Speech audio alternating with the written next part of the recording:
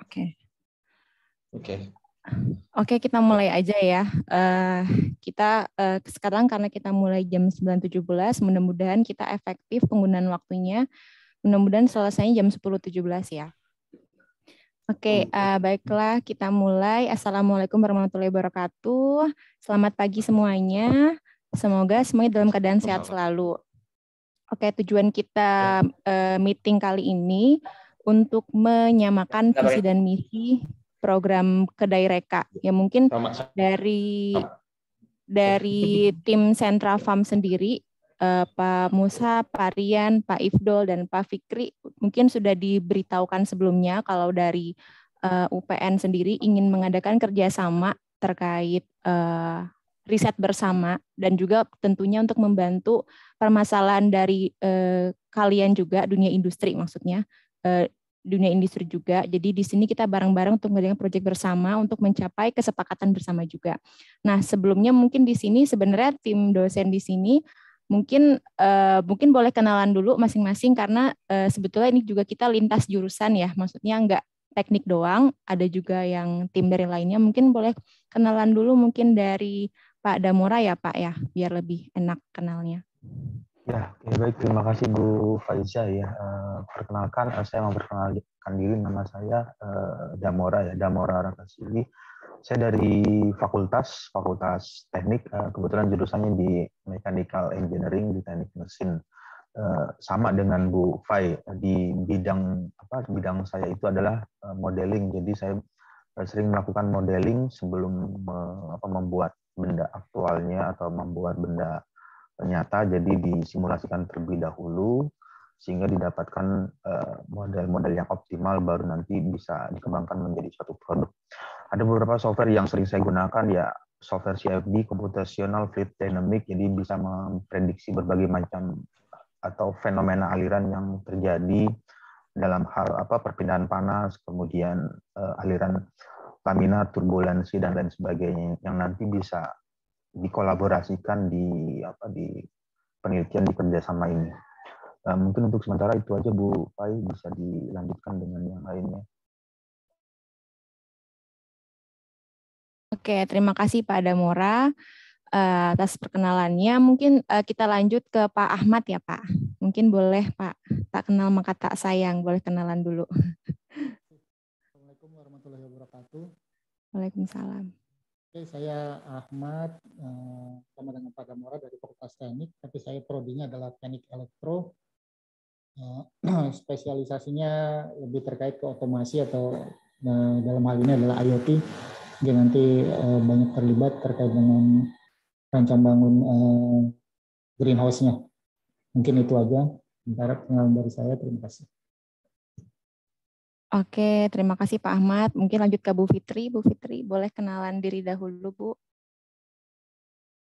Oke, perkenalan saya Fitri Wahyuni. Saya Fitri. Saya juga dari Fakultas Teknik, sama dengan Bu Fai dari Teknik Mesin. Saya mungkin bidangnya nanti di bagian pengembangan produknya nanti. Mungkin nanti di pengolahan lebih lanjut dari produk yang kita akan rencanakan. Ya itu dulu Bu Fai. Oke, terima kasih. Ini mungkin lanjut ke Bu Maria ya. Lanjut Bu Maria. Mbak Maria silakan Mbak. Oke, baik, salam buat Bapak Ibu semuanya. Saya Feby panggilannya. Saya dari Fakultas Ilmu Sosial dan Ilmu Politik, Prodi Ilmu Komunikasi. Di sini saya terima kasih gitu diajak join. Dari hasil diskusi kemarin, sepertinya saya akan membantu di bidang strategi komunikasi digitalnya. Jadi nggak bisa bikin produk, tapi akan mendekati manusianya, membantu masyarakat di sana mungkin, dan memikirkan media apa yang tepat untuk nanti bisa produk ini yang nanti dihasilkan itu bisa dikenal pada publik gitu secara garis besarnya. Terima kasih Mbak Faiza. Iya, Mbak Feby ya berarti panggilannya ya Mbak, bukan Mbak Maria. Oke. Iya, Oke, baik Mbak Feby, terima kasih. Mungkin Bapak Ibu yang dari Fakultas Teknik mungkin belum kenal sama Mbak Feby, namanya Mbak Feby dari Komunikasi. Oke, kita langsung saja ya, karena kita dari universitas punya tanggung jawab untuk melakukan tridharma, penelitian, pengabdian, dan juga mengajarin ya, mengajarkan. Jadi mungkin di program Kedai Reka ini ada sisipan program selain penelitian dan juga pengabdian masyarakat yang mungkin akan kita lakukan gitu. Nah mungkin dari Pak Mushab dan Pak Rian mungkin boleh terlebih dahulu dikenalkan terlebih dahulu Sentra Farm itu apa dan sudah sampai mana yang telah dilakukan oleh Sentra Farm. Baik, terima kasih semua atas pengenalannya. Mungkin saya bisa share screen dulu ya, bisa tentang Sentra Farm sendiri. Oke, jadi kalau Sentra Farm sendiri ini kita merupakan Indonesia vertical farming company dengan misi di mana kita ingin membantu perkotaan atau urban area itu menjadi self-sufficient dalam food production ya.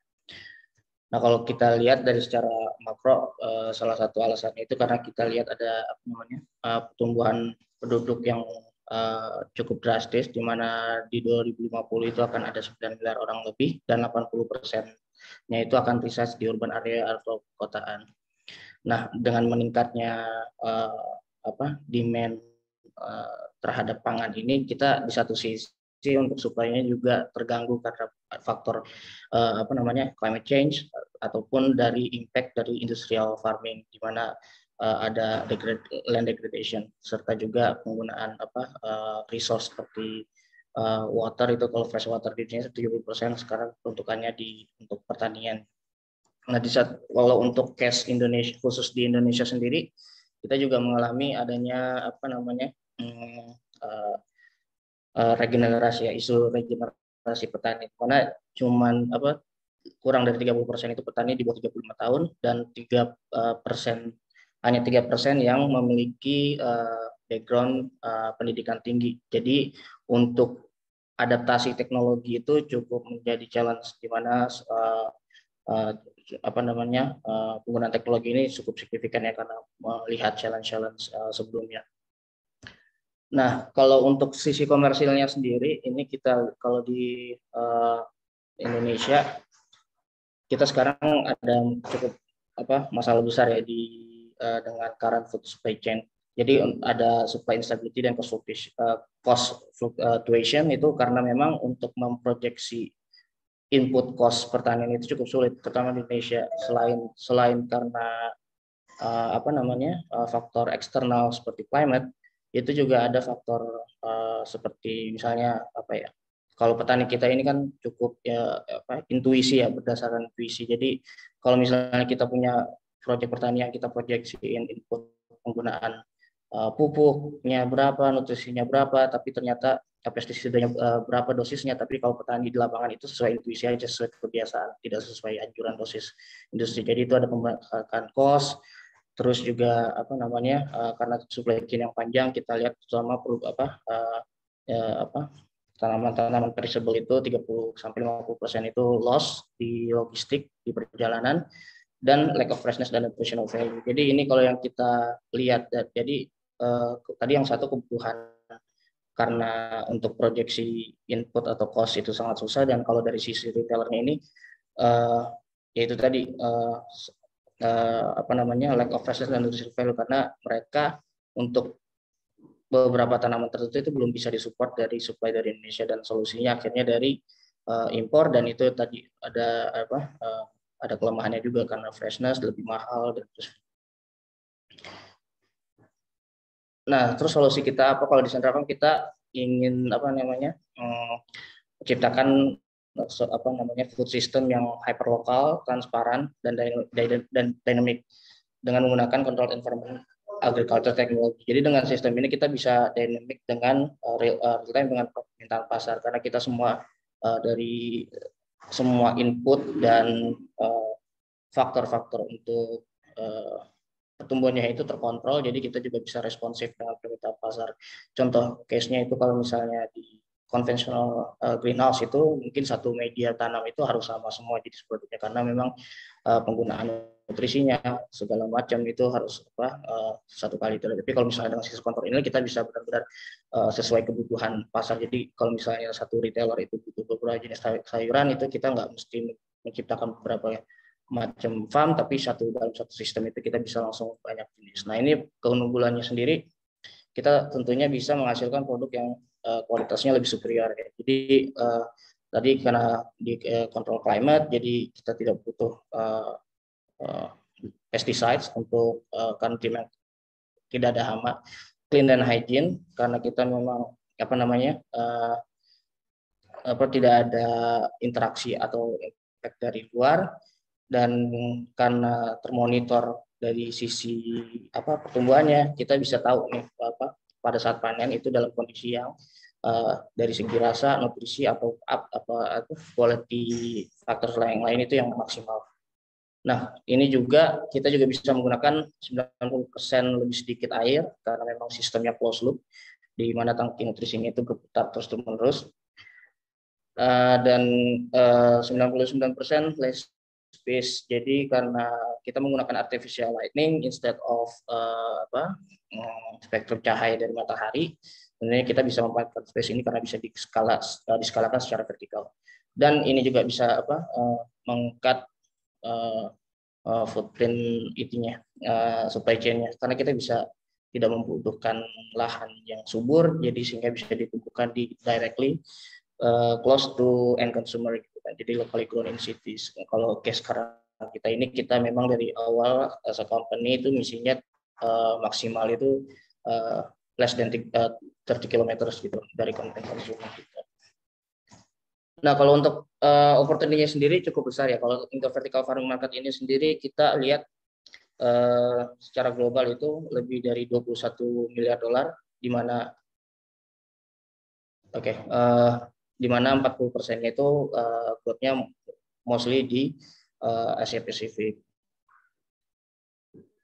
Nah, ini juga teknologi, cepat aja kalau teknologinya sendiri. Jadi kalau di Sentra Farm juga nggak cuma orientasinya dari awal juga buat canggih-canggihan aja, terus jual premium ke pasar, tapi kita pengen benar-benar dari awal konteksnya itu Indonesian market, di mana kita akan benchmark pricing-nya tetap dengan produk-produk hidroponik konvensional. Nah, ini yang kita kembangkan. Jadi kita sudah berjalan selama 2 tahun, walaupun mulai komersialisasi baru 6 bulan ya, dari Mei ini, tapi 1,5 tahun itu kita fokus mengembangkan beberapa teknologi di mana biar cost-nya sekarang pas lebih komersial juga artinya sama gitu di pasaran. Jadi itu yang pertama itu di energy efficient lighting. Jadi kita on our own IP gitu kan. Jadi kita LED growing canopy ini yang paling efisien lah, kita confident bahkan di market global. Jadi kalau misalnya perbandingannya aja itu untuk initial investment-nya, kalau misalnya produk yang paling efisien di pasar produk seperti Philips atau GE itu di 85.000 per watt, produk kita dengan LED kita sendiri kita sudah bisa di 3.500 per watt. Dan untuk operating cost-nya udah hampir similar, jadi di 1.400 rupiah per meter per hari, di kita 1.600, cuma beda 200 rupiah, tapi cost investment-nya cukup signifikan jauh begitu. Nah, terus ada yang kedua itu combine cloud-based farming platform. Jadi kita feeding dataset dari sekarang equivalent udah kalau equivalent 15 tahun growing cycle yang kalau ditranslate dengan konvensional. Ini juga bisa membantu kita tahu input apa aja yang bikin efisien tanaman tertentu, atau kita mau mengubah karakteristik tanaman tersebut lebih renyah, lebih manis dan sebagainya. Oke, yang terakhir aja kali ya. Nah, kalau bisnis model sendiri, Sentra Farm itu kita ada 3. Jadi yang pertama itu wholesale, dari kita running dan atau operate komersial farm kita, dan kita jual hasilnya wholesale ke retailer. Sekarang kita sudah 30 SKU lebih, dengan average margin itu 50-70%. Terus yang kedua itu kita untuk direct to consumer-nya kita medianya itu menggunakan F&B brand sendiri, Relief, namanya Relief. Jadi ini bukan produk. Jadi kalau yang ini F&B ini tadi itu products ya, jadi langsung end consumer. Terus yang ketiga ini farming as a service. Jadi ini sebenarnya bisnis modelnya belum ada, cuman untuk implementasinya sudah. Kita akan targetnya bisnis either retailer atau restoran yang ingin mau men-showcase teknologi kita dalam bentuk yang lebih plug and play, itu bisa. Nah, mungkin segitu dulu. Look forward for our discussion today. Thank you. Mungkin sebagai tambahan aja, mungkin kalau misalkan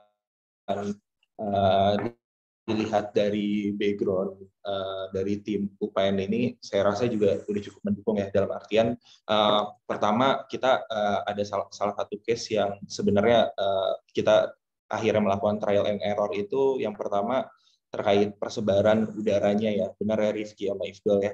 Nah di situ persebaran udara dinginnya supaya rata di semua tempatnya, itu mungkin nanti tadi kalau lihat dari background-nya Pak Damora sepertinya bisa membantu kita dalam hal itu, dan nanti bisa di outputkan dalam bentuk mungkin penelitian atau jurnal sejenisnya.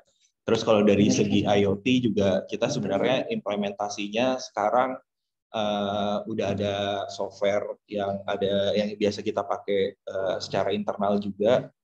Nah itu baru sedang finalisasi. Hari ini akan didemokan juga untuk internal kita. Nah harapannya sebenarnya prinsipnya gini sih, kita untuk hilirisasi teknologi itu kalau kita lihat dari sensor harga yang ada sekarang itu ya, ada beberapa sensor yang harganya mungkin masih cukup tinggi. Nah sebenarnya kemarin sempat ada dari tim kita juga yang mengembangkan sensor itu sampai harganya cukup murah, dari harga 5 juta jadi sekitar ratusan ribu. Ya mungkin dalam hal ini mungkin bisa dibantu juga ya dari pihak UPN. Terus dan selanjutnya untuk masalah komunikasi branding dari kita sendiri. Jadi kita ada case di mana kita taruh material edukasi di retailer kita, dan itu barang kita laku hampir 94% ya Sum ya, 94% lebih gitu.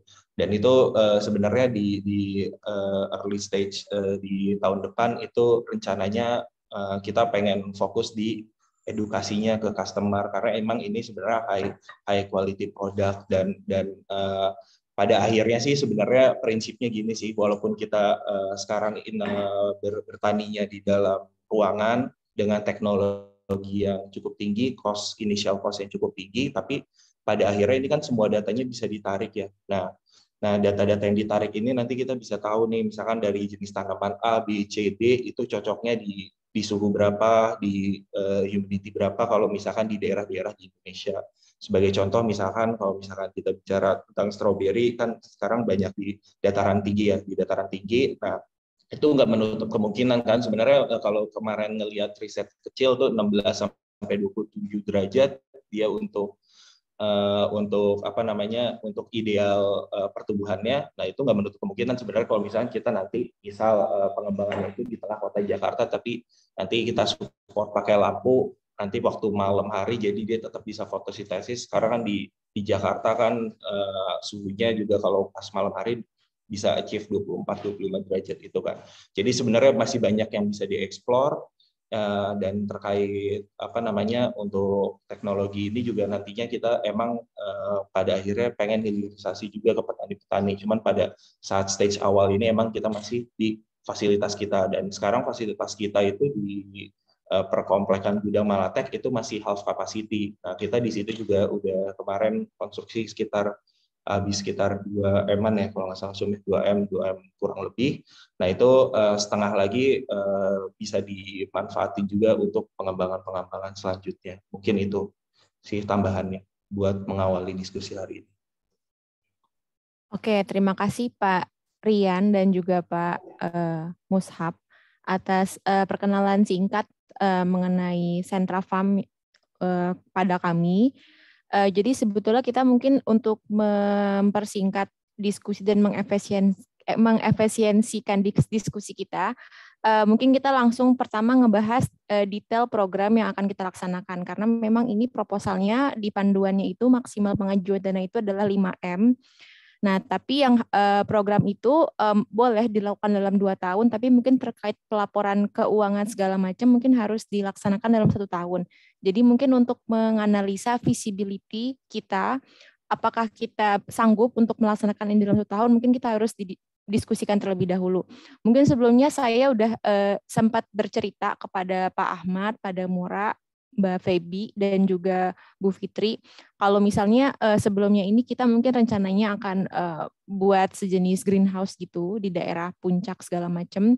Nah itu nanti hybrid, ada solarnya, kemudian kalau malam itu pakai lampu yang disediakan oleh si Sentra Farm, nanti juga ada terkait pelatihan kaderisasi branding dan juga digital ya, ekonomi digital kepada kaum mudanya di sana, dan juga mungkin ada pemanfaatan produk sampingan dari mungkin ada yang beberapa yang gagal panen, tapi setelah menganalisa lebih lanjut mungkin beberapa hal ada yang perlu dihapuskan atau dihilangkan, karena untuk melihat kesanggupan kita juga kan ini hanya program dalam 1 tahun doang ya, tapi ya mungkin kita bisa skala per skala. Jadi mungkin untuk tahun ini kita hanya batas ini aja, tahun depan mungkin kita bisa tingkatkan lagi untuk lebih yang lainnya.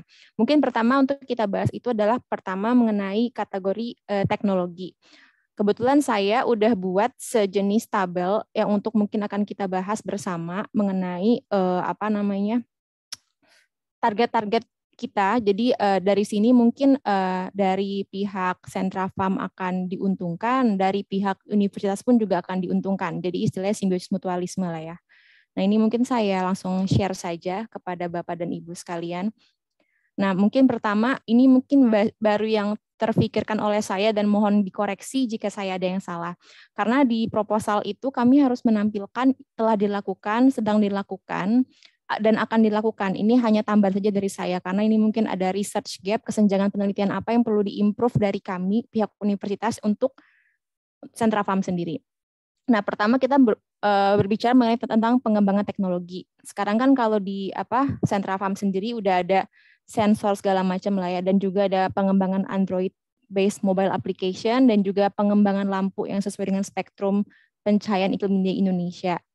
Nah, kalau dari sini saya sempat membahas dengan Pak Rian beberapa hal. Nah, mungkin research gap yang mungkin bisa dilakukan itu kan yang pertama distribusi temperatur yang belum merata.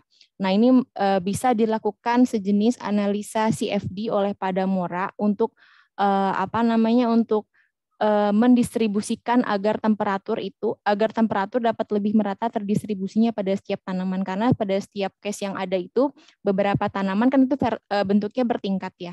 Jadi beberapa tanaman mungkin ada yang terlalu panas karena kena lampu, jadi mungkin perlu dilakukan distribusi temperatur ya. Jadi maksudnya analisa distribusi temperatur. Jadi mungkin ada tambahan fan di titik-titik tertentu atau komponen lainnya. Ini saya mungkin langsung tulis di sini PIC-nya ya oleh dosennya. Nah, dari sini sendiri gimana tadi tanggapan dari, mungkin langsung dikomentarin saja, ini open discussion, jadi kalau ada komentar atau apa-apa langsung didiskusikan saja, mungkin dari Pak Damora ataupun Pak Rian dan juga Pak Basum, silakan, Pak Mushab maksud saya.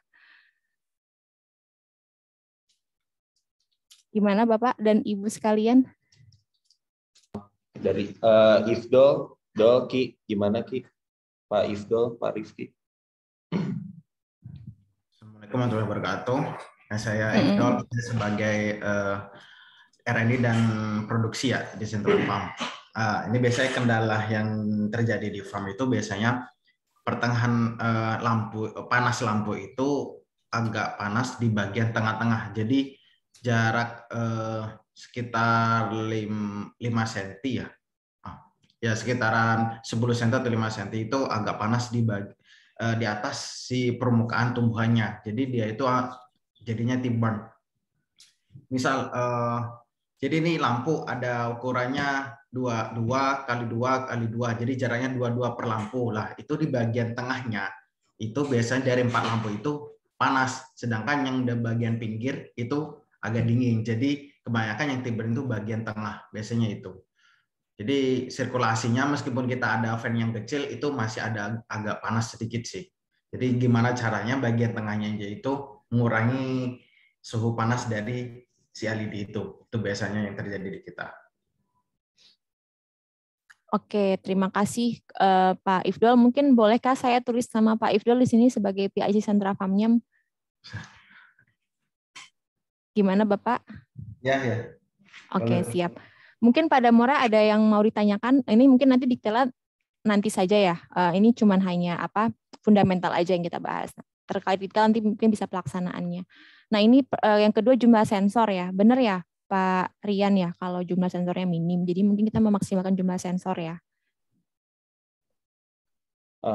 Sebenarnya ya untuk masalah jumlah sensor ini, kalau misalkan semakin banyak parameter yang bisa kita tarik, pada dasarnya ya kita semakin bisa banyak menganalisa lah ya dari untuk keperluan risetnya itu sendiri. Cuman kalau misalkan di salah satu gap yang kita rasain juga kenapa teknologi ini mungkin akan sulit buat diimplementasi di pertanian konvensional ya, salah satunya karena kebanyakan sensor-sensor yang ada itu kan kita masih keperluannya harus impor ya. Nah itu seperti contohnya kita ada salah satu parameter sensor electrical conductivity, sebelumnya itu kita harus impor dari Singapura, yaitu kosnya sekitar 5 jutaan. Nah sebelumnya kita ada tim juga yang mencoba nge-create itu ya, alhamdulillah berhasil ya, bisa turun dengan dengan cost yang jauh lebih murah, sekitar 100 sampai 200 ribu saja. Nah, ketika ini bisa achieve, sebenarnya ini sangat mungkin untuk diimplementasiin dalam bentuk pengabdian masyarakatnya sebenarnya ke petani konvensional. Karena tadi yang seperti yang disebutkan oleh Mus'ab sebelumnya, ada gap di mana ya tadi masalah petani mungkin yang pendidikannya cukup tinggi itu terbatas. Nah, kita ngelihat di sini kalau misalnya kita bisa hilirisasi ini juga kita bisa banyak membantu lah ya. At least mereka bisa cukup melakukan SOP sesuai dengan yang sudah kita set up, kurang lebih seperti itu. Jadi ya mungkin dari segi sensor, ya sensor minim sebenarnya untuk yang kondisi produksi sekarang dibilang minim juga tidak minim, cuman buat hilirisasi emang masih agak susah karena ada beberapa yang kita perlu impor. Intinya sih seperti itu sih, Faiza.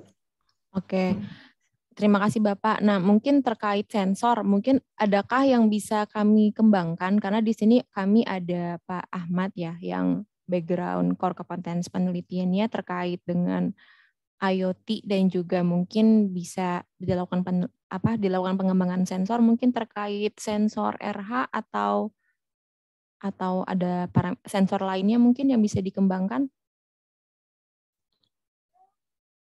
Mungkin gimana? Dari Pak Ahmad mungkin bagaimana Pak? Apakah Bapak ingin melakukan hal ini atau bagaimana Pak? Oke, kalau saya lihat sebenarnya bukan sensor yang minim, tapi lebih ke harga sensor existing yang mahal kali ya. Harganya yang tinggi. Tadi kan sebenarnya niatnya itu udah bagus ya, maksudnya tadi kalau bisa hilirisasi di mana yang tadinya harganya 5 jutaan bisa harga hanya berapa 200-an ribu kan, ketika itu beneran bisa diimplementasikan di masyarakat umum, itu akan istilahnya dampaknya kerasa banget gitu, baik umum ataupun khususnya di pertanian. Jadi kalau menurut saya ini juga udah setengah jalan, udah hampir jadi sebenarnya. Saya juga belum tahu ini lebih apakah di sisi mananya lagi yang bisa lebih dikembangkan. Nah kalau kaitannya dengan parameter-parameter lain, nah itu yang saya butuh informasi lebih detail nanti ke depannya. Parameter-parameter apa aja sih sebenarnya yang tadi kan katanya kalau makin banyak parameter yang bisa ditarik akan lebih bagus. Nah parameter-parameter lain yang mungkin belum apa aja gitu. Mungkin itu sih. Atau mungkin bisa pendekatannya bisa bottom up ya. Mungkin kita bisa kita cari feedback di hilirnya, di petani lapangan, apa yang perlu kita bikin benchmarknya gitu di dalam kondisi yang terkontrol. Bisa juga kayak gitu. Ya, bisa. Ya, setuju. Betul. Ya. Intinya sih sebenarnya ya terkait sensor ini ya kalau emang nantinya kita berhasil bikin produk yang bisa terjangkau lah ya untuk kita dalam bentuk bantuan ke petani-petani lokal itu akan ngebantu sih, karena ya mungkin ya ada gap mungkin di sini. Kalau di sini Bu Feby yang punya pengalaman ya mungkin untuk dalam hal melakukan penelitian di mungkin di daerah pedesaan atau di daerah yang mungkin kondisi masyarakatnya masih terbatas, ya itu akan cukup sulit sih untuk memberikan pelatihan sedetail, misalkan harus nambahin, oh kalau mau nanam ini nutrisinya harus sekian. Nah, tapi kalau misalnya kita berhasil bisa hilirisasi yang masalah sensor ini, at least yang buat electrical conductivity sensor itu akan udah sangat membantu sih gitu. Itu sih paling bayangannya, Bu Faiza. Oke, terima kasih. Terima kasih itu terkait sensor untuk hilirisasi ya. Kalau misalnya relative humidity, apakah perlu seperti yang kemarin dijelaskan ya Pak? Kalau relative humidity sebenarnya sensornya, kalau boleh jujur, sebenarnya kalau untuk secara sensornya mungkin masih terjangkau ya. Cuman ya kita emang perlu bikin seperti modulnya ya, supaya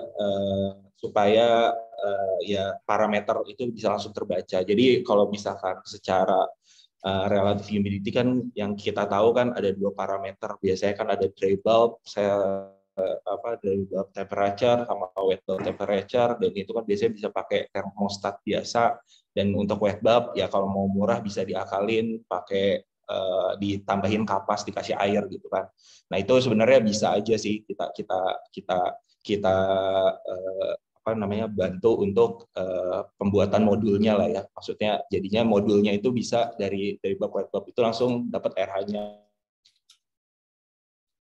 Oke, baik. Kalau untuk itu saya tuh ada baca beberapa literatur ya. Jadi kalau kita mengontrol environment dari vertical farming ini kan ada beberapa komponen seperti air dehumidifier, kemudian juga ada air dryer. Air dehumidifier itu kan untuk RH ya, untuk penambahan RH itu dibutuhkan saat masih dalam fase biji ya, kecambah ya. Nah, tapi ketika air dryer itu dibutuhkan untuk ketika si tanaman itu sudah besar gitu, karena si tanaman ini dia menghasilkan air sendiri gitu. Apakah betul ya? Saya takut ada yang salah gitu.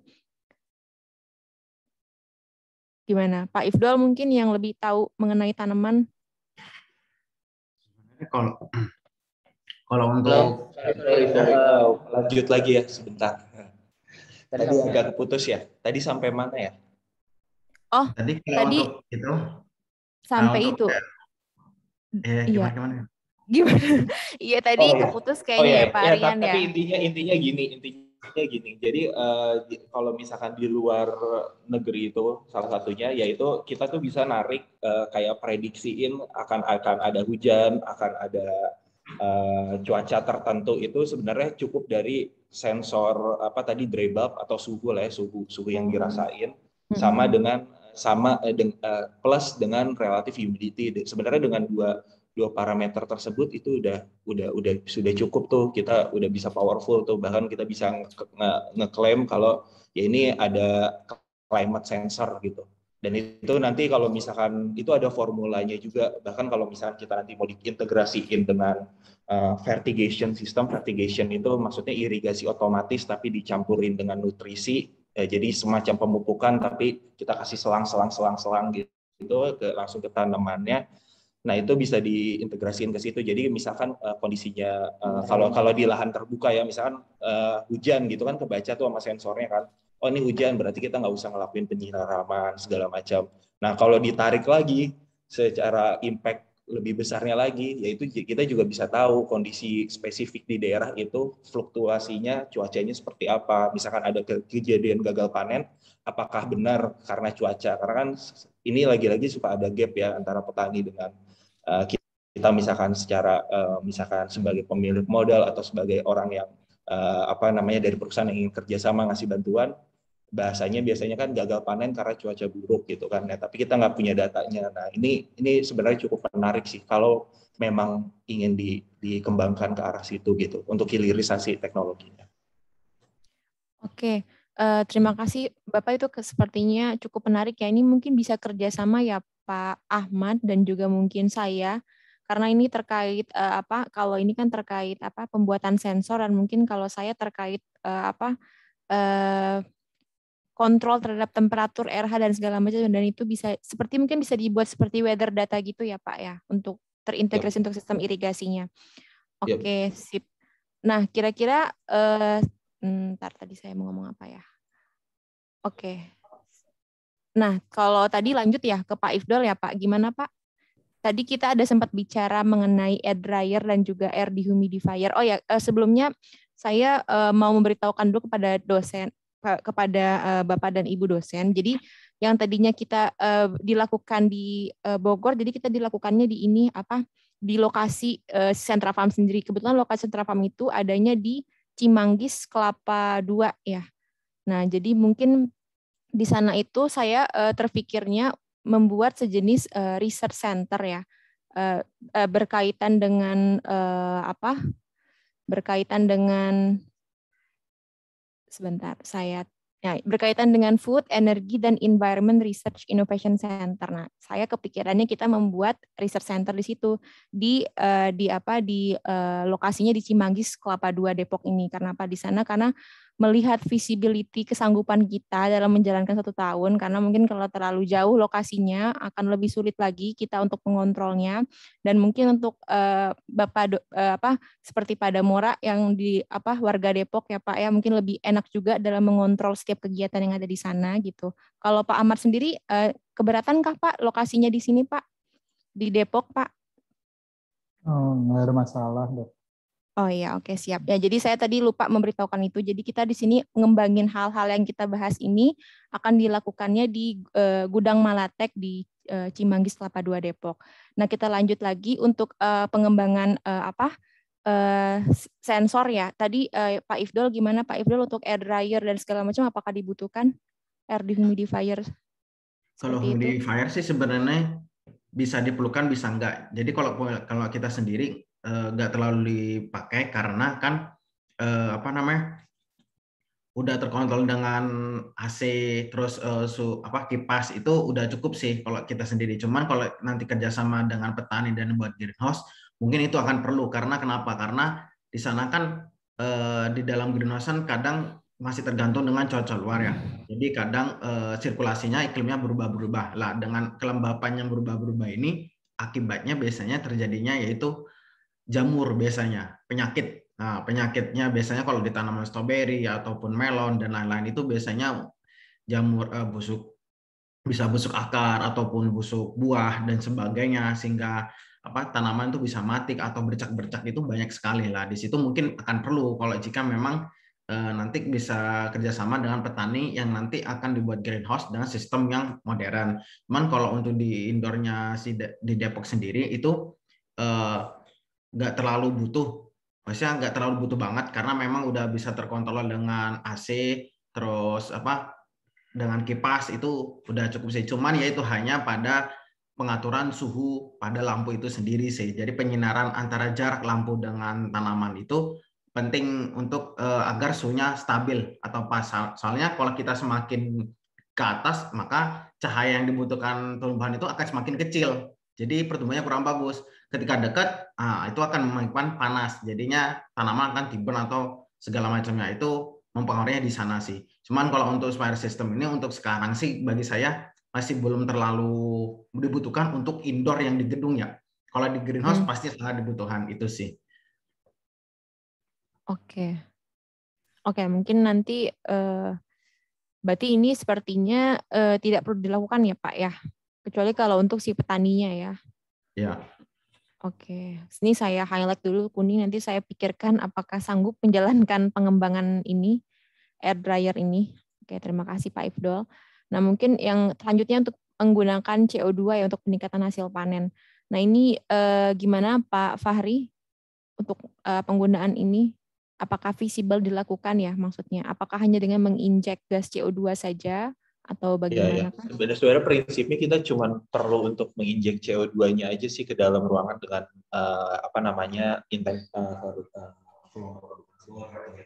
konsentrasi tertentu.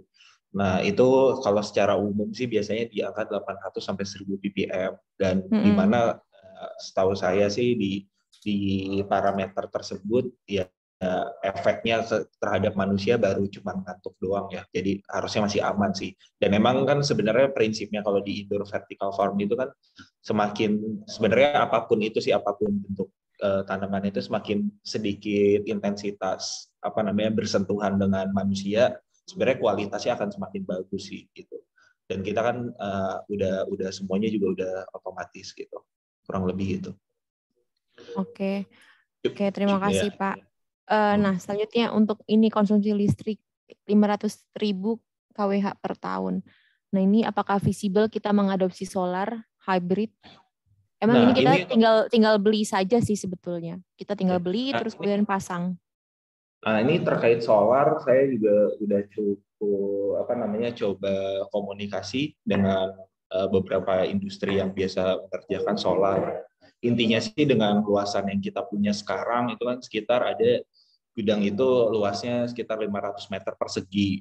Dan itu sekitar 500 meter persegi itu estimasi penghematannya itu bisa 130 sampai 140 megawatt hour per tahun. Jadi mungkin ya itu udah hampir sepertiganya. Cuman sebenarnya kita nggak sampai full.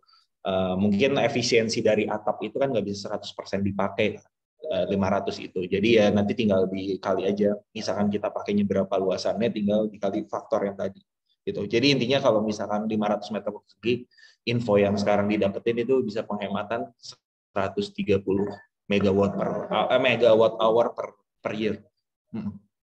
Gitu. Oke. Ya, oke, baik. Terima kasih Bapak atas tanggapannya. Nah, ini kemudian yang dua baris terakhir untuk kategori teknologi ini sebetulnya ini jurnal yang bisa kami kembangkan dengan dengan eksperimen yang ada di Sentra Farm sendiri. Jadi karena kini kita mimpinya untuk membangun riset center ya yang berkaitan dengan energi, food dan juga environment di Gudang Malatek itu. Jadi saya kepikirannya banyak sekali tuh publikasi yang bisa dihasilkan mulai dari solar yang bisa kita optimasi, apakah dia efisien dalam hal ekonominya dan juga teknologinya, dan juga kita bisa melakukan optimasi seperti sejenis multi-objective kinetic algorithm pakai MATLAB, dan juga kita analisa life cycle assessment untuk membuktikan apakah betul si vertical farming ini dia lebih tidak berdampak lingkungan dibandingkan dengan skema pertanian konvensional, kurang lebih itu. Sekarang saya lanjut ke pembibitan dan pemanenan sayuran. Nah, ini saya kemarin hanya sekedar ini doang, koreksi saya jika saya ada yang salah. Mungkin yang telah dilakukan itu kan awalnya penelitian ya Pak Ifdol ya. Penelitian terhadap beberapa variabel gitu ya. Ini benar kan ya yang saya udah tuliskan? Atau ada yang salah? Ya. Oke. Ini dari hal ini, dari proses ini kan tabelnya mengenai telah dilakukan, sedang dilakukan, dan akan dilakukan. Nah, dari Pak Ifdol sendiri untuk pembibitan dan pemanenan sayuran dan pemanenan, apakah ada yang mau ditambahkan terkait hal ini?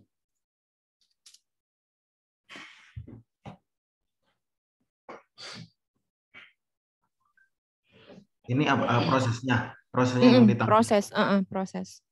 Kalau untuk ini dari sayuran hidroponik dulu atau langsung ke stroberi atau semuanya? Semuanya lah. Gimana? Pak Ifdol, maksudnya ini menyeluruh. Jadi mungkin diceritain aja apa yang udah dilakuin, apa yang kita udah bisa tumbuhin dalam kondisi sekarang. Terus yang kita mau riset kan kita juga udah mulai kan ya, stroberi sempat berhasil juga gitu. Itu di ini aja diceritain. Jadi kalau kita sendiri untuk stroberi kita pernah nyoba stroberi umum ya. Jadi stroberinya itu selang 2 bulan sampai 3 bulan itu udah mulai berbuah. Cuman ada beberapa permasalahan, yaitu tetap dari suhunya juga. Terus apa itu namanya? dari jarak tanam dan penyerbukannya doang sih. Kemarin kan kalau penyerbukan di indoor kan otomatis agak alami ya. Mungkin hanya dari angin, kipas angin sama apa itu gravitasi. Nah, itu mungkin bisa nanti kedepannya bisa pakai lebah atau apa lebah yang tidak menyengat dimasukkan ke dalam gedung itu juga bisa. Jadi penyerbukannya bisa lebih maksimal sih. Kalau kita manual seperti angin sama gravitasi mungkin cuma 50% ya panennya apa berbuahnya. Jadi kalau untuk pakai lebah mungkin bisa sampai 80-90% itu. Terus kalau untuk prosesnya itu ya mungkin kalau dari strawberry itu dari semai mungkin dari 1 bulan, terus habis itu pembesaran sekitaran 2 bulan. Dan 2 bulan itu mungkin sekitar 2 bulan sampai 3 bulan itu udah mulai panen sampai 2 tahun itu biasanya. Nah itu tergantung jenis tanamannya, tergantung jenis tanaman yang kita strawberry jenisnya itu apa yang paling bagus. Nah, kalau yang umum itu mungkin bisa sampai 2 bulan itu udah 2 bulan 3 bulan udah berbuah. Ada yang sampai 4 bulan atau 5 bulan itu tergantung jenisnya. Kalau semakin lama berarti semakin mahal biasanya. Biasanya itu benih-benih dari Jepang biasanya stroberinya. Itu sih. Cuman kalau untuk yang lain kayak sayuran-sayuran lain kalau hidroponik ya seperti biasa mungkin 14 hari kita tanam semainya sampai panen mungkin ditambah sekitar 30 hari biasanya gitu dan tampaknya beda. Jadi kalau yang semai itu kita perlu PPFD-nya atau sinar lampunya itu lebih sedikit dibandingkan yang produksi itu biasanya. Oke, baik, terima kasih Pak. Jadi mungkin yang akan dilakukan itu strawberry dengan bibit apakah Pak? Bibit California yang untuk umum dulu, terus habis itu kita coba yang benih yang Jepang. Oke, berarti yang untuk sekarang yang sudah dilakukan bibit stroberinya masih bibit umum ya?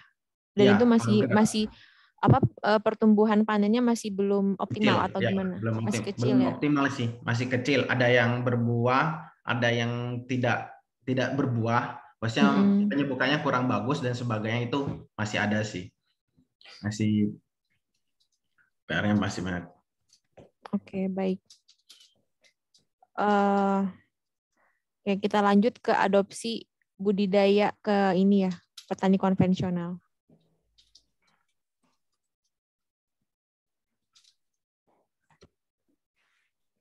Sorry.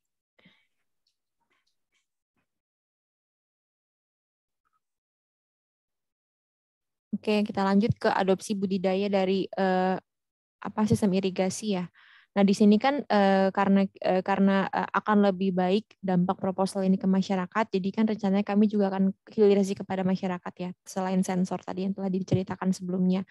Nah, di sini tuh mungkin perlu pendampingan nih. Pertama kita mendampingkan petani. Jadi ceritanya begini, petani-petani yang menghasilkan seperti buah stroberi ataupun yang lainnya, kita coba kasih seperti penyuluhan bagaimana menggunakan si sistem IoT kita ini untuk memaksimalkan hasil panen gitu. Nah, itu kan pertama kita mungkin seperti penyuluhan ya, penyuluhan.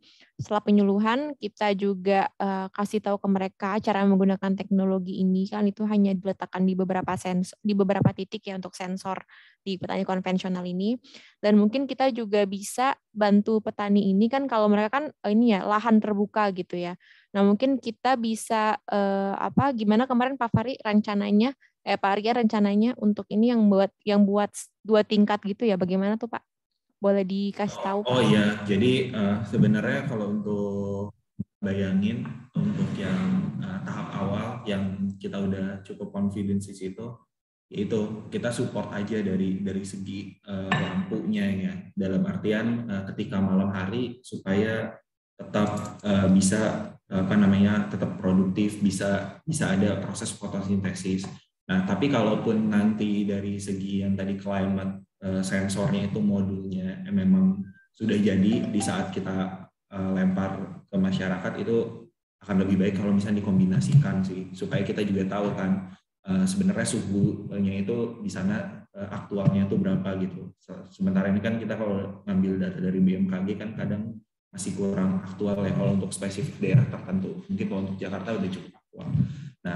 Nah dari situ jadi yang kebayang dari kita ya tadi yang tadi Faiza sudah bilang untuk pertama stage awal, let's say dalam 3-4 bulan di awal program ini, kalau memang nanti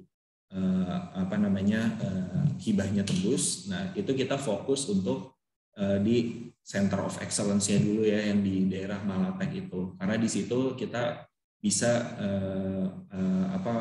lebih ideal lah buat melakukan risetnya ya. Nah nanti di pertengahan jalan, di sela-selanya itu kita sambil mencari si mitra petaninya itu. Sebenarnya kalau mitra petani, kalau untuk yang bentuknya selada-seladaan kita udah cukup kuat sih mitra kita.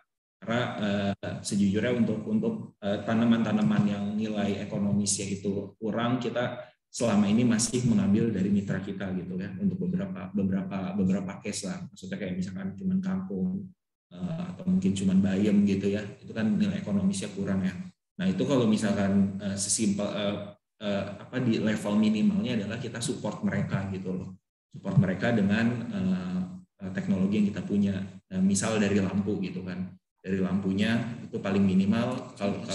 Kalau lebih dari itu ya kita bisa support juga dari sistem vertigasinya, jadi sistem nutrisinya supaya otomatis nanti dari nutrisinya nanti otomatis tersetup sendiri, pH airnya tersetup sendiri. Lebih lagi kalau misalkan ya tambah lagi dengan climate modulnya yang tadi yang sudah saya sampaikan, itu akan lebih lengkap. Itu dari segi paling minimal yang menurut saya bisa di-achieve dalam setahun gitu ya. Karena ya itu mitra kita udah cukup kuat kalau untuk dari segi sayuran. Tapi adapun yang untuk pengembangan yang nanti untuk yang di Malatek itu sebenarnya kita rencanain strawberry, karena kita cukup confidence di strawberry itu nilai jualnya cukup tinggi gitu ya. Nilai jualnya cukup tinggi dan tingkat keberhasilannya pun tinggi juga, karena untuk strawberry di pertanian greenhouse itu sudah cukup umum lah ya. Nah ini kita cuma merubah jadi indoor dan itu pasti akan achieve lah. Nah itu juga kita bisa juga tuh nanti kalau misalkan parameternya sudah terpenuhi dari segi indoornya dan data-datanya sudah lengkap, kita juga bisa tuh ngasih pengabdian masyarakatnya ke misalnya daerah Cianjur, di situ banyak petani stroberi, ya tinggal kita tingkatkan aja produktivitasnya kan. Jadi kan kalau secara konvensional itu di pertanian stroberi itu kan dia butuh suhunya 16 sampai 24 derajat, dan ya bayangin aja kalau misalkan kita bisa nambahin extend waktu fotosintesis si tanaman itu sampai malam hari, di mana di situ suhunya dingin, pasti produktivitas mereka juga akan meningkat kan, buahnya tambah banyak segala macam. Jadi itu juga banyak manfaatnya gitu loh. Itu baru nambahin lampu doang, belum ya tadi yang masak nutrisi segala macam lebih tepat gitu ya. Jadi kalau di strawberry itu kan intinya kita ada prinsipnya kalau pupuk kan ada 3 unsur, ada N, P, sama K. Nah misalkan buahnya terlalu kecil atau buahnya berbuahnya tidak optimal, itu misalkan nutrisi N-nya terlalu banyak, jadi nanti itu bisa diturunin secara otomatis pakai sistem vertigasi kita, itu juga sangat bisa. Jadi intinya sih banyak hal yang bisa dikerjain, cuman kalau secara realistisnya itu yang kita bayangin yaitu yang lokasi yang di Malatek itu sebagai center of excellence-nya. Jadi nanti feel free, di situ juga udah ada kantornya juga. Kalau misalkan dari Bapak-bapak Ibu dosen mau mengirimkan mahasiswanya untuk tanda kutip magang atau untuk melakukan riset di situ, itu cukup proper, internetnya juga udah support gitu ya. Nah terus untuk tahap awal nanti kita tambahin di situ untuk fasilitas untuk stroberinya, karena untuk yang setengah yang kapasitas sekarang itu udah ada vertical farming untuk sayurannya gitu, jadi supaya lengkap ada sayuran dan buah gitu ya. Dan di samping itu juga ada banyak riset yang bisa dilakuin di situ. Nah juga kalau dari segi branding atau dari segi penjualan untuk tahap awal ya itu kita sebenarnya ada rencana di semester awal tahun depan itu untuk fokus di edukasinya sebenarnya sih. Jadi edukasi supaya orang yakin nih dengan vertical farm ini kualitasnya lebih bagus segala macam gitu. Sambil nanti di pertengahan tahun ke belakangnya itu kita bisa fokus di hilirisasinya untuk fokusnya gitu. Mungkin ini bisa dibantu sama Bu Feby ya yang core competence-nya di bidang ini. Ya mungkin itu sih yang bisa saya sampaikan. Ya. Baik, terima kasih Pak Rian. Nah, ini berarti ini saya langsung tulis aja ya. Jadi kan karena kita butuh proses pendampingan dalam adopsi teknologi kepada kepada petani konvensional, di sini saya tulis Bu Fitri ya, Bu Fitri ya. Nanti mungkin Bu Fitri yang PIC dalam proses proses pendampingan dalam adopsi sistem kita ke petani. Dan ini PIC Sentra Farm-nya mungkin Rifki ya, Ki ya. Ya Pak Rifki ya. Ya, boleh. Oke, Bu Fitri, gimana Bu Fitri? Ada komen, ada yang mau ditambahkan terkait hal ini?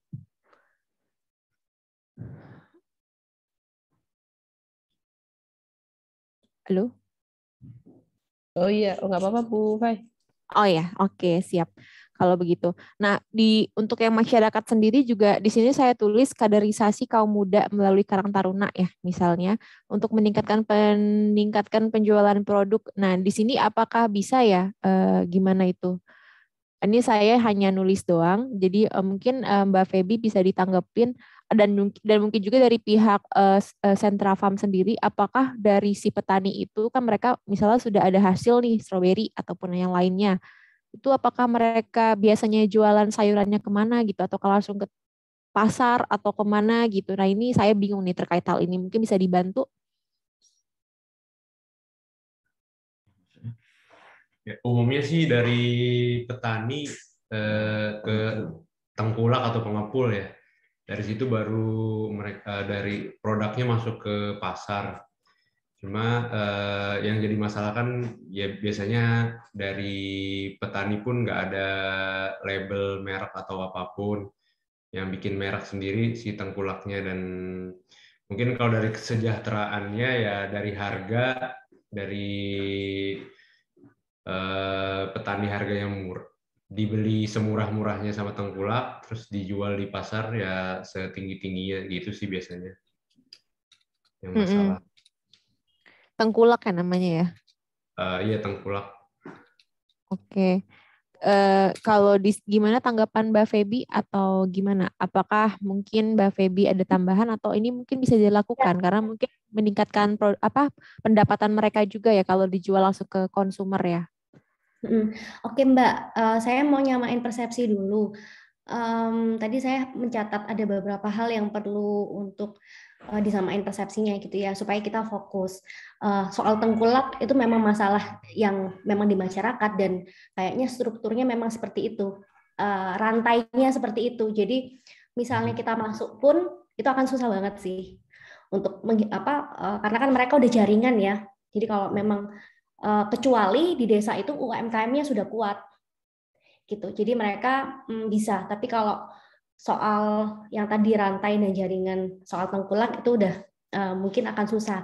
Nah, makanya yang ingin saya samain persepsi tadi ada yang pertama, kita ini kan nanti akan melakukannya kan di gudang Malatex. Tadi juga disampaikan dari pihak Sentra Farm sudah punya partner. Misalnya tadi diberikan mereka yang bertani selada dan sebagainya. Nah, kenapa kok barangkali kita kuatkan di situ, Mbak?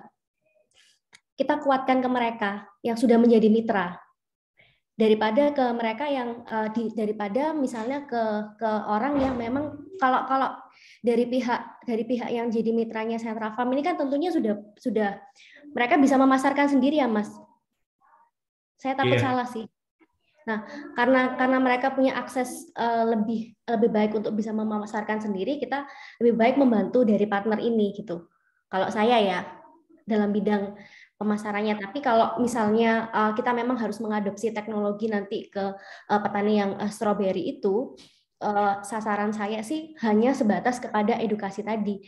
Tapi kalau sampai ke pemasaran membuat labelnya nggak apa-apa. Tapi kalau untuk strategi komunikasi digitalnya saya nggak yakin, karena yang pertama literasi teknologi, yang pertama adalah rantai jaringan itu udah nggak bisa kelepas, susah gitu. Terus yang kedua literasi digital mereka pasti akan susah. Makanya tadi kemarin saya mengusulkan kalau mereka memang sudah kuat UMKM-nya, kita mengkader anak-anak yang milenial gitu, yang bisa mengakses ini. Nah, Tapi kalau memang itu nanti menjadi hambatan lagi, justru dalam program ini kenapa nggak fokus yang tadi, yang dari hambatannya Central Farm, kita mengkader misalnya pihak yang dari mitranya Central Farm sendiri, terus kita sudah ada gap ini dari Central Farm, misalnya ada hambatan untuk edukasi ke customer, gitu kan. Kemudian bagaimana kemudian melakukan literasi ke petani. Jadi yang kita lakukan dua, kalau adopsi teknologinya nanti hanya sekedar literasi bagaimana ini harus digunakan, tapi saya nggak janji untuk sampai mereka ada output sampai melakukan strategi komunikasi digital karena itu susah. Tapi justru strategi komunikasi digital ini bisa dikuatkan kepada pihak Central Farm atau mitra yang sudah menjadi mitra dari Central Farm sendiri gitu. Itu akan jalan sih saya bayanginnya. Jadi misalnya dari saya misalnya harus mengedukasi. Edukasi kan nggak harus kita ketemu ya dengan penggunaan digital pun edukasi itu akan bisa jalan gitu dan bahkan lebih bagus lagi gitu. Gitu sih Mbak kalau dari saya. Jadi ada dua. Kalau memang kita yang pertama usul saya adalah menguatkan dari Central Farm sendiri. Karena dia udah punya masalah, justru udah disampaikan tadi ya, kita kuatkan di Central Farm, dan dari mitra Central Farm itu ketika kita melakukan project ya kita bantu mereka. Misalnya Selada ini ya dia jadi mitra ya, Selada ini dia mau pihak yang selalu memasok selada ini dia mau kita jadikan apa nih, pasti mereka lebih mandiri kan gitu seharusnya ya. Kalau saya nggak tahu nih, ini persepsi saya, makanya nanti mau saya bilang nyiapin persepsi ini harusnya dia lebih mandiri dan kita bisa lebih mudah untuk membantu mereka membuat label dan lain sebagainya daripada kita yang langsung ke petani yang di mana misalnya strawberry tadi itu yang di Bogor, kita ngajari penggunaan teknologinya, memasarkan itu susah. Tapi kalau edukasi atau literasi terkait dengan penggunaan teknologi ya, tapi tidak sampai ke pemasaran gitu Mbak, karena itu takutnya outputnya kita nggak dapat gitu. Tapi kalau dari yang sudah jadi mitra Central Farm ini saya yakin bisa, karena mereka udah punya gap, justru kita bantu untuk menguatkan strategi komunikasi digitalnya Central Farm, misalnya melakukan edukasi nanti ada banyak cara gitu, misalnya kita kuatkan di medsos atau kita melakukan kayak road trip di customer yang jadi targetnya Central Farm misalnya. Nah, misalnya hal-hal seperti itu jauh lebih jalan, dan ada, kalau dalam bayangan saya sih ada hasilnya, karena pengalaman saya pengabdian untuk harus ke komunikasi pemasaran, bikin label dan sebagainya itu berat banget sih. Apalagi mereka sudah ada jaringan sistem tengkulak itu susah banget Mbak ditembus nanti daripada kita beresiko di lapangan sih. Dan jadi ada dua itu. Saya simpulkan itu Mbak, kalau ke strawberry yang adopsi teknologi hanya cukup untuk literasi teknologinya dibantu dari komunikasi, tapi kalau untuk mengembangkan sampai strategi komunikasi digitalnya, usul saya kita membantu dari Central Farm dan mitra yang sudah menjadi terbiasa di Central Farm itu mungkin justru kita bisa bantu, dan itu pastinya harusnya menguntungkan Central Farm juga ya. Gitu. Makasih. Gitu. Boleh disamain persepsi dari Mas dan misalnya ada yang ya inputnya cukup menarik sih ya, setuju juga sih. Emang kalau ini mitra yang tadi saya sebutkan memang udah lumayan sering komunikasi sama kita dari awal berdiri lah ya, kurang lebih gitu kan. Nah ya itu juga emang lebih mudah dikontrol di Pak Ifdol ya dibanding orang-orang baru lah ya, benar ya Pak Rizky Pak Ifdol. Ya. Intinya untuk literasi ke petani setuju, untuk mungkin di tahap awal ini ya kita fokus ke orang-orang sekitarnya aja dulu ya, dari si mitranya si Central Farm itu sendiri, karena cukup mudah untuk dikomunikasikannya dan saling suportif lah ya. Jadi kan produk yang dihasilkan oleh mitranya juga kualitasnya jadi tinggi.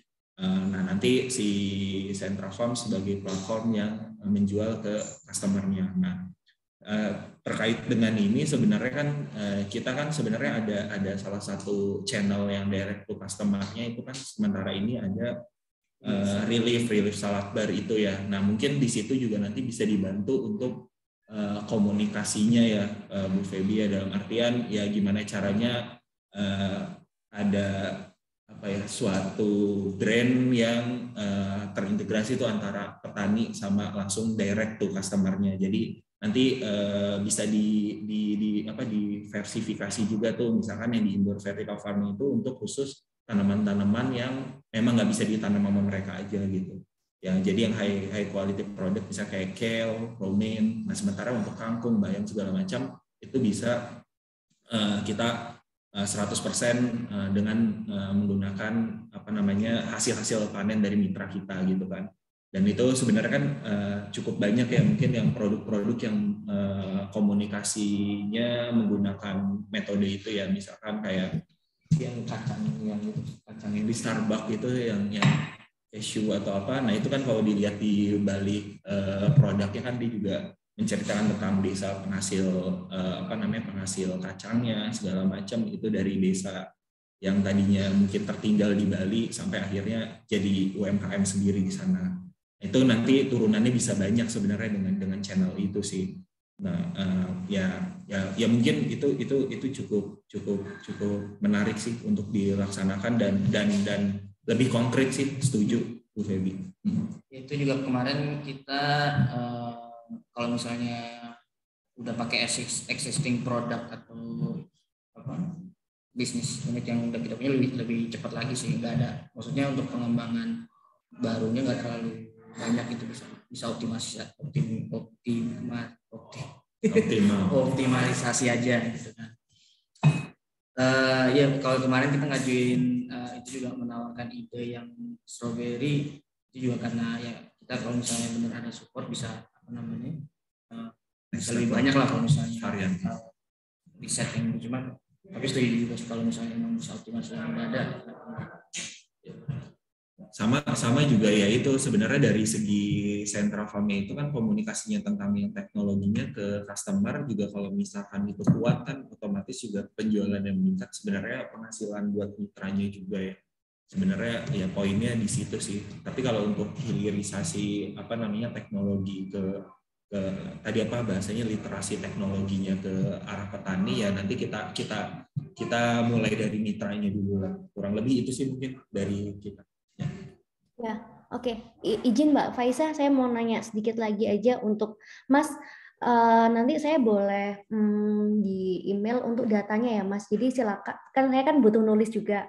Jadi misalnya tadi gap-nya masalah apa aja sih? Karena kan Mas bikin usaha tujuannya kan laku ya. Nah, selama ini yang kesulitan itu di mana sih di bidang komunikasinya sampai ke customer, itu bisa disampaikan ke saya. Terus kemudian karena saya kita nggak ketemu langsung dan baru ketemu, jadi silakan mungkin Mas memilih. Jadi kira-kira selama ini mitra yang sudah enak dan dia punya selama ini dia mengalami hambatan gitu ya, hambatan dan ini ada potensi kuat untuk dibantu. Pertama Mas, karena kalau kita ngomong strategi komunikasi digital pasti mereka harus paham dulu tentang pakai teknologi gitu ya. Jadi ada nggak kader yang memungkinkan untuk mengakses itu. Jadi nanti kalau kita melakukan pendampingan, jadi saya menggunakan kata pendampingan ya, karena pendampingan harus dipantau terus. Jadi kira-kira siapa yang memungkinkan untuk didampingi. Nanti mungkin bisa minta arahan ke Mbak Faiza dan Bapak Ibu, kira-kira berapa sih mitranya yang didampingi ini, kita mau fokus satu sampai jadi oke dalam setahun, atau ada beberapa. Nah, itu mungkin bisa didiskusikan dan diberikan ke saya datanya, sehingga waktu saya harus menulis, saya punya gambaran kira-kira ini mau outputnya mau sampai kemana, terus targetnya siapa. Karena kalau kita memasarkan atau komunikasi digital itu, kalau kita nggak tahu target detailnya, kita nggak bisa ngapa-ngapain sih Mas. Takutnya nanti salah di dalam membuat strateginya. Jadi siapa sih targetnya itu juga penting untuk saya tahu. Gitu. Terima kasih. Terima kasih. Oke, mungkin nanti dari Pak Mushab mungkin yang langsung akan menghubungi Mbak Febi ya. Mungkin nanti izin saya memberikan kontak email atau bagaimana Mbak Febi? Oh, WA aja Mbak, nggak apa-apa kalau ya udah, nanti ngobrol dulu lagi. Ya, siap. Baik, nanti saya berikan itu kontak. Mikrofonnya turunin Faiza, kayaknya suaranya dulu.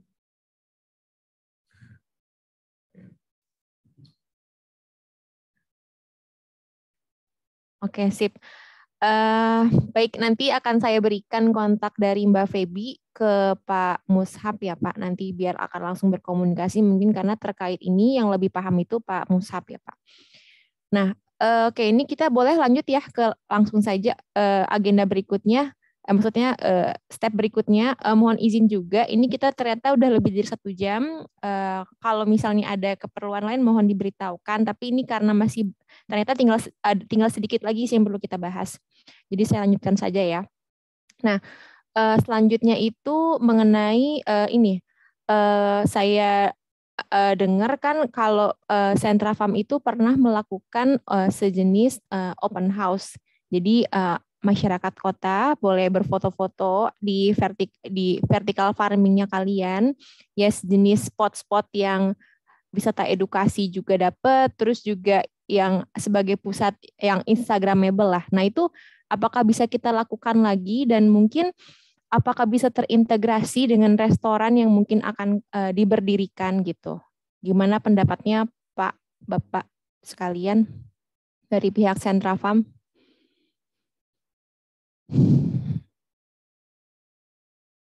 Halo? Apa gimana tadi? Yang open house.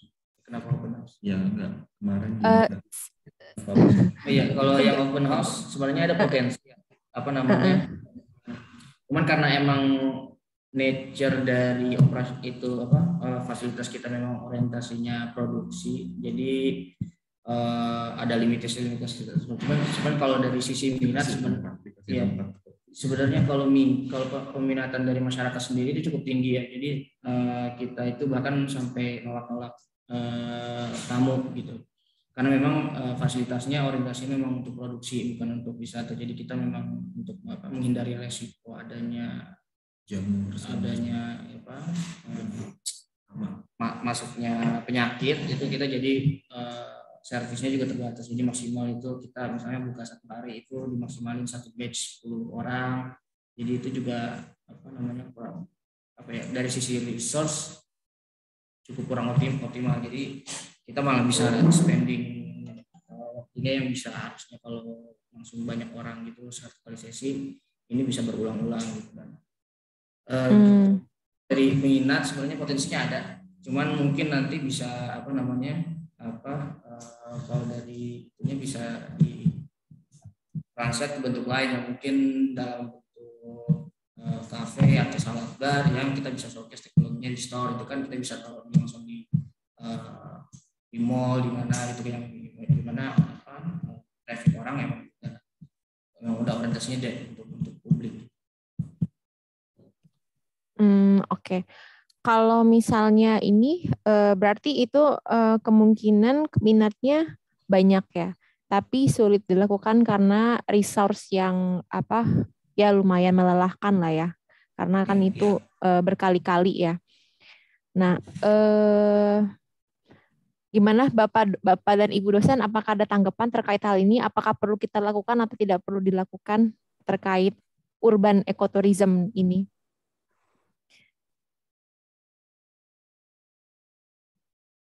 Halo? Mbak, kalau misalnya cuma Instagramable atau di tempat tempat salad barnya itu ya maksudnya. Nah, terintegrasi dengan marketing sih, tapi kalau untuk sampai yang tadi wisata kayaknya itu berat banget dilakukan. Gitu aja. Oh ya. Ya. Berarti maksudnya ini ya kayak sejenis kafe doang gitu ya? Atau apa? Nanti nggak tahu nanti di pihak Sentra Farm apa yang sudah ready dan itu yang kita benar.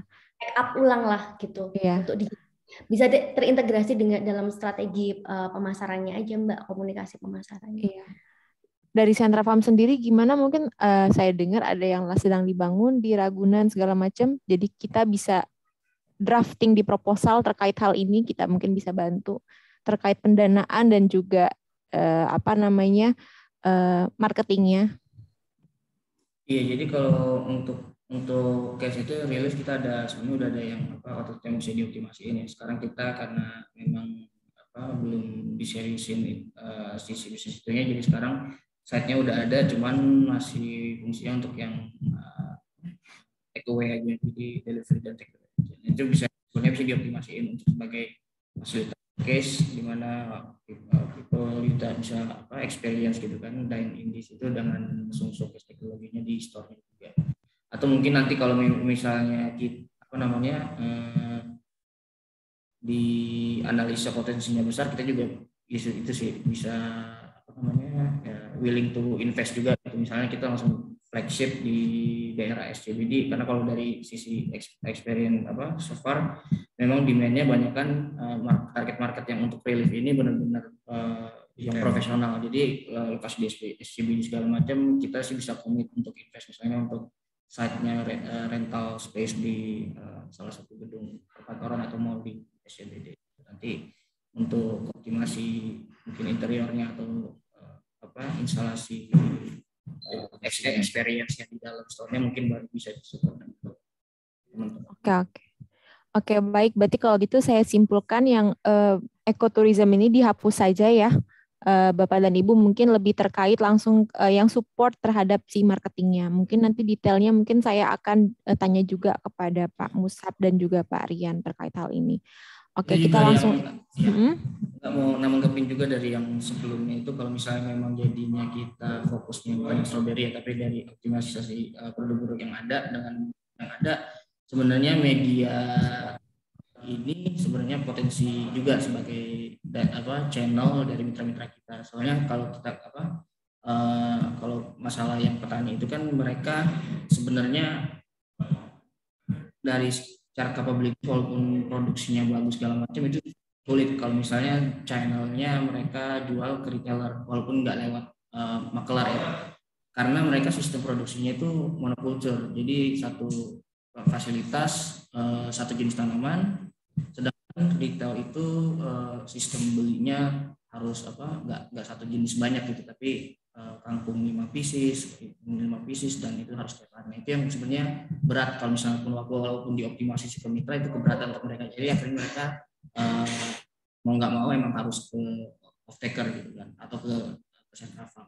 Tapi kalau misalnya dalam bentuk F&B, rilis salad bar, itu bisa monokultur karena bahan bakunya hanya paling 1-2, jadi udah bisa dikontrak langsung per hari tanaman tertentu 5 kilo 10 kilo. Beda kalau retailer dia per pieces kan, maunya 5 pack 10 pack, jadi keberatan lah, jadi banyak cost kebuang waste-nya di petani. Tapi kalau misalnya distribusinya melalui F&B seperti ini kan dia tanamannya itu ya, tapi nggak banyak jenis gitu. Jadi bisa romen kali berapa itu langsung 10 kilo. Nah itu untuk mitra cukup sangat menarik gitu. Jadi mereka nggak ada langsung terjawab lah gitu isu-isu marketingnya. Dari satu sisi reliefnya dapat bahan baku yang murah dari petani, mereka optimal gitu untuk menyalurkan produknya tanpa ada middleman seperti itu. Mbak izin, apa maksudnya kita bantu untuk bikin exhibitionnya aja, pamerannya aja ya Mbak, dalam proses ini loh, dalam proses ini kita kalau tadi open house kan nggak mungkin, jadi kita bikin pameran, mereka juga udah punya target high end gitu kan, langsung pengen flagship, ya udah kita sewain tempat aja di SCBD, terus ya kita bantu untuk pameran aja gitu, maksudnya dalam anggaran kita pakai pameran, jadi petani ya produknya mereka bisa ada di sana gitu. Misalnya nanti bisa. Jadi kita mungkin saya nanti akan bikin itu ya, bikin kameranya. Kalau memang belum ready tempat dan lain sebagainya, karena ini kan setahun kan, saya bayar itu cepet banget. Jadi mending kita sewa tempat, ya kita bikinin. Tapi menarik sih itu konsep exhibition itu yang disuggest sama Bu Feby, karena sebenarnya kan dari program Kedai Reka ini juga kan dari sisi UPN-nya, dan kita Central Farm juga perlu ada publikasi juga kan. Jadi bisa satu acara itu exhibition itu di area yang flagship itu, jadi bisa langsung dapat 2 gitu. Ya. Jadi cukup oke sih itu. Barangkali kalau Mas Rian punya info program-program pameran yang terkait dengan agrikultur yang memang itu hits, boleh diinfo gitu ya, sekalian saya masukin. Kemarin saya tahu tuh kopi dia di Manado, terus tapi dia ikut eksibisinya sampai ke luar negeri sih, ya ikut hibah-hibah seperti ini. Tapi kan kita nggak sampai ke sana gitu ya, cuma karena saya nggak punya pengetahuan tentang itu, nanti diinfo Mas pameran-pameran apa yang tentang agrikultur ini gitu, jadi kita bisa ikut. selain itu. Jadi bisa dimasukin dalam proposal. Satu, terus habis itu nanti produk turunannya produk. Oke, baik. Terima kasih. Gimana Pak Rian? Ada lagi? Ya, berarti programnya dalam bentuk exhibition ya untuk nanti yang akan di-create. Oke. Ya. Oke, sepertinya menarik sekali ya terkait hal ini. Mungkin nanti tolong dibantu Mbak Febinya dari Pak Rian dan Pak Mushab untuk dikirimkan datanya karena akan kami masukkan di RAB kami terkait hal itu. Oke. Baik, terima kasih.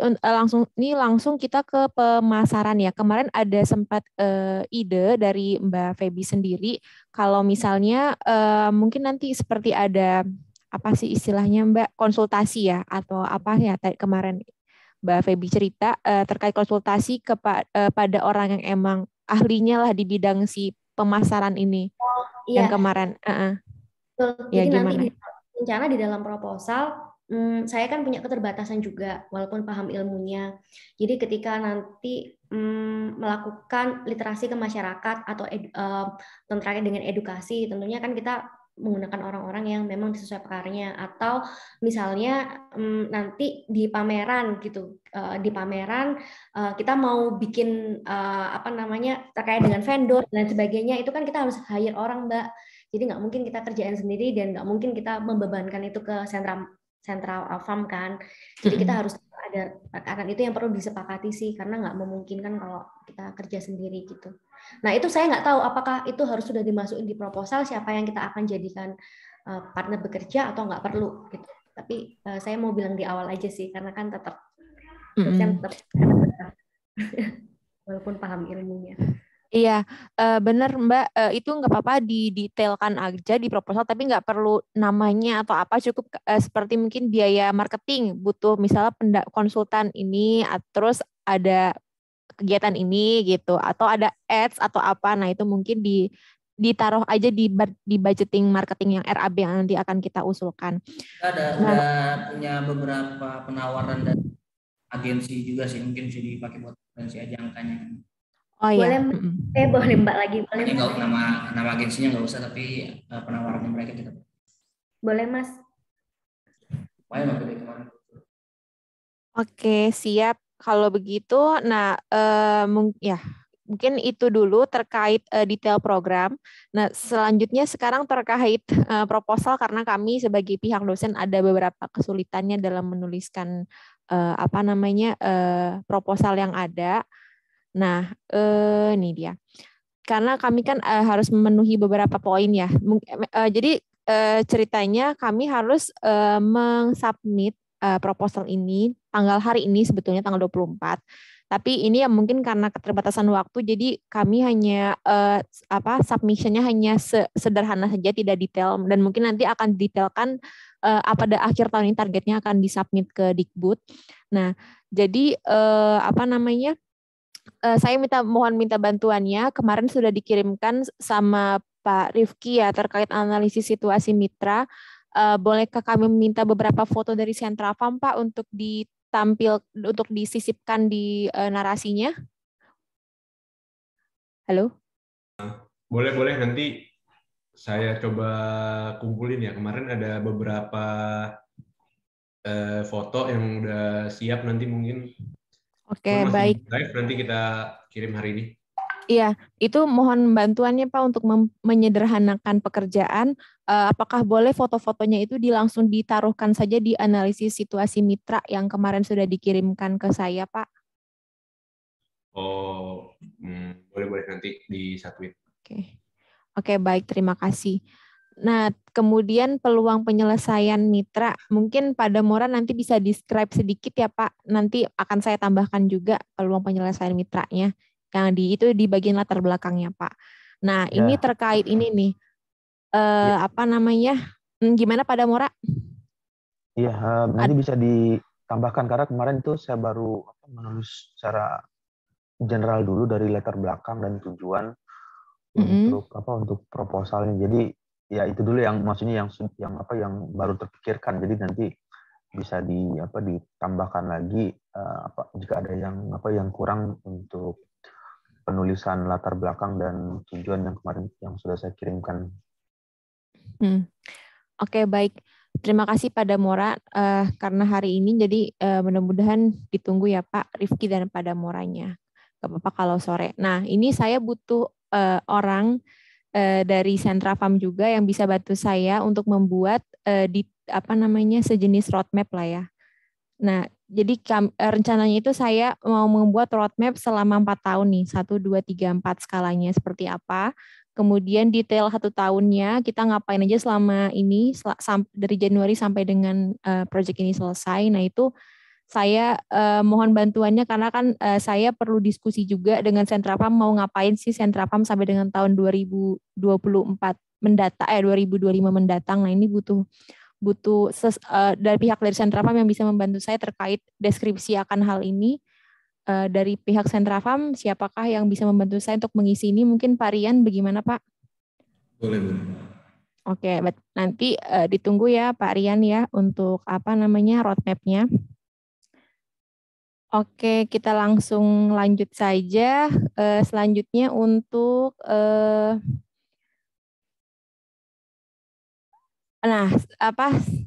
saya itu ada baca referensi dari Universitas Pancasila tuh. Jadi mereka itu ada beberapa sertifikasi yang dihasilkan dari program ini. Apakah mungkin kita juga bisa mendapatkan itu ya?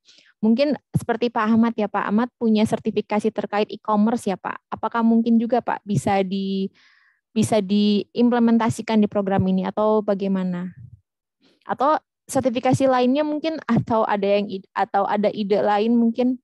Karena ini terkait output yang kita capai, seperti itu. Oke, kalau kaitannya sertifikasi kan ada beberapa, maksudnya sertifikasi itu ada yang dikeluarkan oleh siapa gitu. Misalnya kalau hanya dikeluarkan oleh kampus atau misalnya ya tim lah ya, kampus dan Sentra Farm sama-sama mengeluarkan sertifikat ya bisa aja. Misalnya kayak IoT bisa, hidroponik bisa gitu. Mau digital marketing pun juga sebenarnya bisa kalau mau gitu. Jadi sebenarnya cukup luas kalau kita bicara mengenai sertifikasi.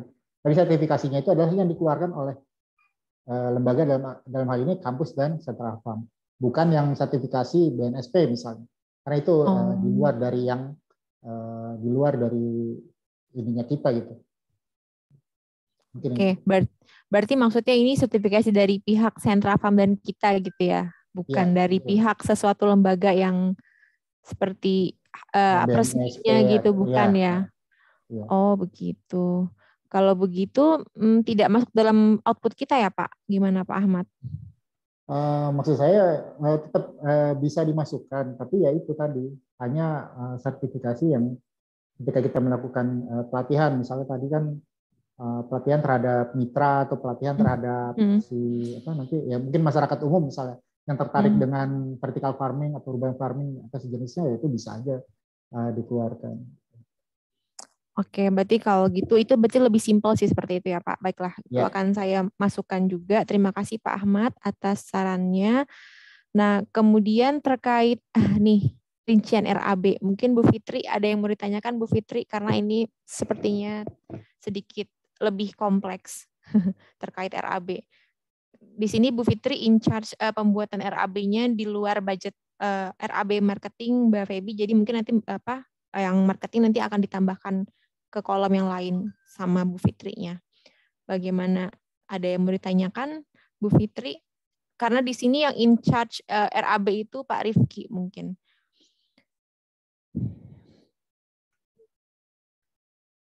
Berarti ini RAB-nya pada tahapan pelaksanaan gitu ya Mbak ya? Jadi kita detail kegiatan kita nantinya. Iya benar, betul. Oke. Oh ya nanti coba lagi deh Mbak, didetailkan lagi dulu. Setelah ini saya coba tulis lagi. Oke, sejauh baik. ini sih belum ada kendala sih. Cuma nanti kalau udah didetail mungkin baru ada. Nanti coba ditanyakan lagi sama Bapak ya bagaimana-nya. Oke. Mohon izin juga Pak Rifki, apakah boleh saya berikan nomor Pak Rifki kepada Bu Fitri ya? Terkait untuk nanya-nanya komponen segala macam, mungkin ada yang bingung atau apa? Boleh Pak. Oke, baik. Terima kasih Pak Rifki. Nah, terkait Mungkin itu saja untuk meeting kita kali ini. Cuman mungkin karena ini kita targetnya masih akhir tahun udah selesai proposalnya, agar bisa cepat selesai juga hasil seleksinya dan agar cepat juga terlaksananya program ini. Mungkin nanti saya minta tolong bantuan juga pada Pak Rifki ya, yang udah biasa membuat project schedule ya Pak. Nanti akan jadi lampiran kami project schedule-nya dari roadmap yang telah diberikan sama Pak Rian, kan nanti Pak Rian memberikan roadmap rinci per tahunnya ya Pak. Nanti mungkin diserahkan kepada Pak Rifki untuk mendetailkan project schedule nanti akan jadi lampiran di proposal kami. Mohon bantuannya Bapak ya. Oke, baik kalau begitu. Oke, baik kalau gitu diskusi kita terima kasih udah cukup efisien dan mohon maaf terlambat 30 menit. Karena kita selesainya 10.47 ya, kita lebih 30 menit dan kita meeting kita 1,5 jam atau 90 menit. Nah, mungkin ada lagi yang ingin ditambahkan? Sudah cukup ya. Karena mohon kerjasamanya dan mari berdoa mudah-mudahan proposal ini bisa tembus dan jadi kita bisa melaksanakan program ini dan juga mohon bantuan Bapak dan Ibu juga untuk mensukseskan program ini karena program ini tidak akan sukses tanpa bantuan Bapak dan Ibu dan Mas semuanya. Baiklah, terima kasih atas semuanya. Semoga semuanya sehat selalu. Saya tutup diskusi kita kali ini ya. Assalamualaikum warahmatullahi wabarakatuh. Bye-bye. Waalaikumsalam warahmatullahi wabarakatuh. Thank you. Oke.